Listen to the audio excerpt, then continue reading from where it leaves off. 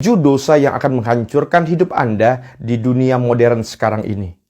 Saudara yang terkasih dalam Tuhan, kita tahu bahwa sesuai dengan ajaran Alkitab, khususnya dalam surat Roma dikatakan bahwa upah dosa adalah maut. Dan di zaman modern sekarang ini, ada banyak sekali dosa yang dianggap sebagai sesuatu yang biasa saja, sesuatu yang lumrah, sesuatu yang mungkin dianggap normal, dan banyak sekali terjadi dalam kehidupan bermasyarakat sekarang-sekarang ini.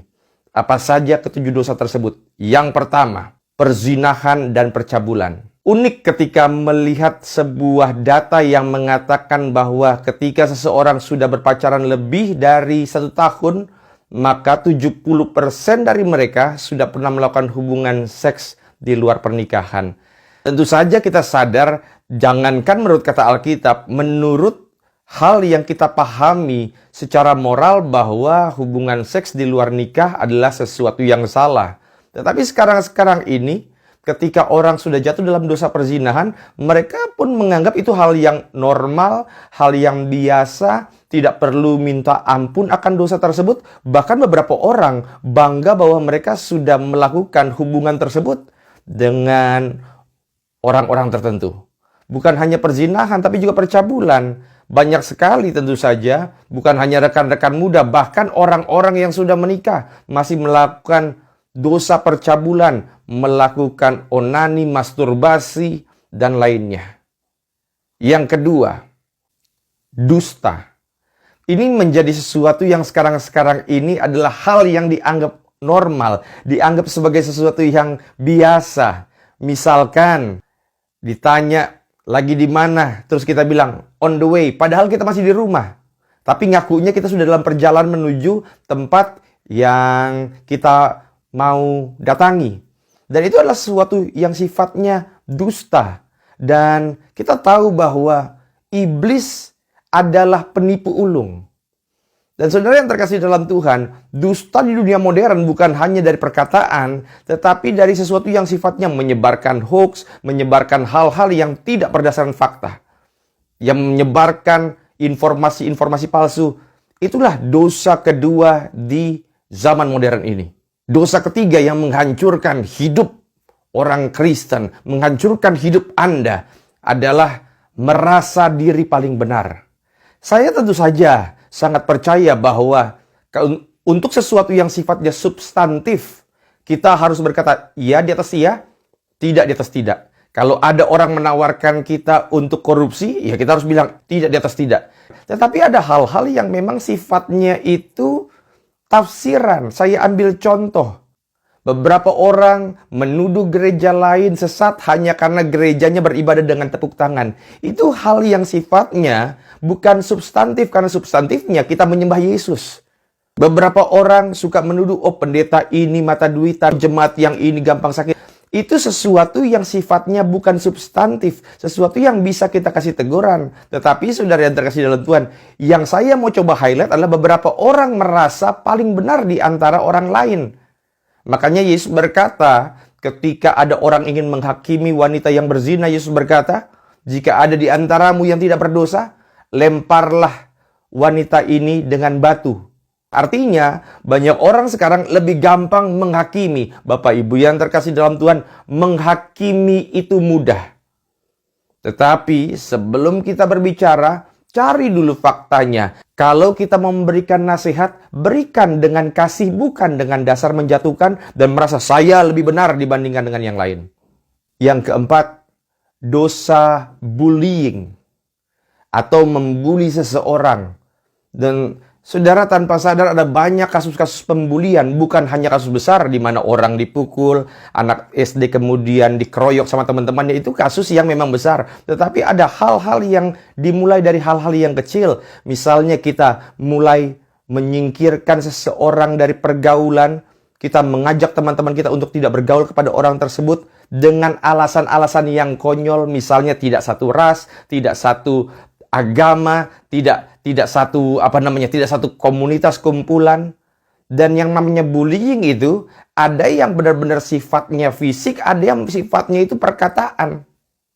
Dengan menghina postur badannya, ada yang menghina raut wajahnya dan lain-lain. Itu namanya bullying. Dan saya doa supaya setiap kita tidak menjadi korban daripada kasus pembulian, tetapi lebih dari itu, kita juga tidak sebagai pelaku dari kasus pembulian. Yang kelima, playing victim. Apa itu playing victim? Playing victim adalah merasa diri sebagai korban. Kalau saya terkena masalah, kalau saya terlibat dalam sebuah kasus ini, pasti karena ada orang yang jahat sama saya. Kalau ekonomi keluarga saya sedang menurun, ini pasti karena pemerintah salah atur urus negara. Kalau saya punya masalah finansial, ini pasti karena kondisi ekonomi. Saya sama suami sering berantem, ini pasti ada orang yang kirim santet, makanya rumah saya nggak damai. Itu namanya playing victim. Ketika ada sesuatu terjadi, kita menyalahkan pihak lain tanpa mengintrospeksi diri kita. Saudara yang terkasih dalam Tuhan, dan ketika kita tidak mengintrospeksi diri kita, menyalahkan orang lain, maka cenderung tidak ada perubahan yang kita lakukan. Memang saya percaya ada orang-orang yang jahat yang mungkin ingin menjahati Anda. Memang ada kuasa gelap yang coba untuk hancurkan keharmonisan keluarga Anda. Tetapi beberapa kasus bukan dari luar, tetapi karena mungkin kitanya sendiri yang jahat sama orang, kitanya sendiri yang melanggar hukum, kitanya sendiri yang terlalu egois, tidak bisa menahan lidah kita, tidak bisa menahan mulut kita, sehingga kita terlibat dalam kasus-kasus tertentu yang sebenarnya karena kita sendiri. Yang keenam, amarah. Saudara lihat beberapa video viral, ada orang-orang yang mungkin keserempet mobilnya, orangnya teriak marah-marah, dan saya tidak menyalahkan tentu saja orang yang marah. Kenapa saudara? Karena mungkin kalau kita di posisi seperti itu juga kita bisa saja marah. Saya sudah di jalan yang benar, tiba-tiba dia serempet, dan kita bisa saja marah. Tetapi ingat bahwa Alkitab itu tidak melarang seseorang untuk marah. Tetapi kita disarankan untuk tidak dikuasai oleh amarah. Karena ini dua hal yang berbeda, saudara yang terkasih dalam Tuhan. Orang yang dikuasai oleh amarah adalah ketika kasusnya sudah terjadi, dia masih simpan dendam, masih simpan amarah. Akhirnya dia bongkar semua keburukan daripada lawannya di sosial media. Dia jelek-jelekin atas dasar amarah yang meluap-luap. Ada kasus yang baru terjadi karena cintanya ditolak, akhirnya dia meluapkan amarahnya kepada orang yang menolak dia dengan cara yang brutal. Ini yang saya sebut dengan amarah. Dan sekarang ini saudara, ada banyak sekali orang-orang yang dikuasai oleh amarah. Yang ketujuh, yang terakhir, kalau keenam dosa tadi itu menghancurkan hidup Anda di dunia ini, tetapi yang ketujuh, bukan hanya di dunia, tetapi juga nanti kehidupan yang kekal. Dosa yang ketujuh adalah ketika kita menolak Yesus sebagai Tuhan dan Juru Selamat. Saudara yang terkasih dalam Tuhan, banyak sekali sebenarnya dari kita yang KTP-nya Kristen, mengaku agama Kristen, sudah dibaptis, namanya pun Alkitab, tetapi hidup kita keluar dari kehendak Tuhan. Ingat bahwa tidak semua orang yang beragama Kristen itu diselamatkan. Hanyalah orang-orang Kristen yang diselamatkan. Karena beda, beragama Kristen itulah atribut di mana saya di KTP-nya beragama Kristen, tetapi menjadi Kristen itulah pilihan hidup, di mana saya mau mengabdi kepada Tuhan Yesus, di mana saya akan mengikuti kehendaknya melalui firman-Nya, di mana saya akan mengutamakan Yesus sebagai Tuhan dan Juru Selamatku satu-satunya. Itulah 7 dosa yang mematikan. Doa saya supaya kita tetap hidup dalam ajaran-ajaran yang sesuai dengan firman-Nya, sehingga satu saat kelak ketika sangkakala Allah berbunyi, kita dipanggil, orang-orang kudusnya diangkat ke sorga. Anda dan saya, keluargamu, keluargaku, masuk dalam bilangan orang-orang kudusnya. Tuhan Yesus memberkati. Salam untuk keluarga, dan biarlah kasih Tuhan menyertai kita selalu. Tuhan Yesus memberkati. Shalom.